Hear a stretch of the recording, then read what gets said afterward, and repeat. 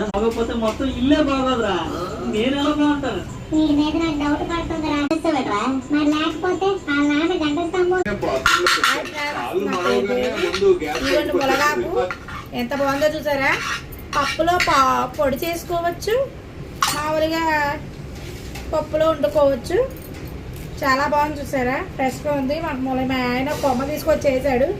ఇలా పెద్ద చెట్టు అయిందండి.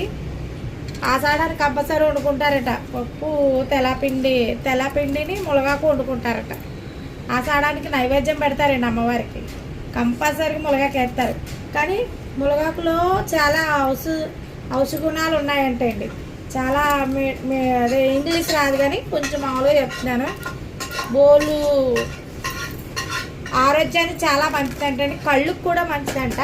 చాలా సరే ములగాకు ఇలా కోసుకొని ఉంచుకుంటే మనం శుభ్రంగా కడిగి పెట్టేసుకుని ఒక గుడ్డలో ఆరబెట్టేసుకుని తర్వాత ఆరిపోయాక కొంచెం వేపేసి మనకి అందులో ధనియాలు, ఎల్లుల్లిపాయలు, ఎండుమిరపకాయలు, కరివేపాకు, జీలకర్ర అవన్నీ వేసుకుని పొడి కింద నూపప్పు ఉంటుంది కదా, నూపప్పు కూడా వేసుకోవచ్చండి.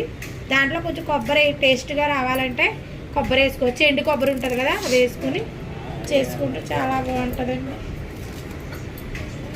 ఈ ములగాకు తింటే అసలు చాలామంది అండి ఇప్పుడు ప్రతి ఒక్కరికి కూడా ఈ ములగాకే వాడుతున్నారు. ఆకుకూరల కన్నా ఈ ములగాకే చాలా మంచిదంట అండి ఆరోగ్యానికి. షుగర్ ఉన్న వాళ్ళు, బీపీ ఉన్న వాళ్ళు, తల బ్రెయిన్కి ఏదో అంటారు కదా వ్యాధి ఏదో, వాటికి కూడా మంచిదండి. గ్యాప్స్ ఎత్తు కూడా వస్తుందంట.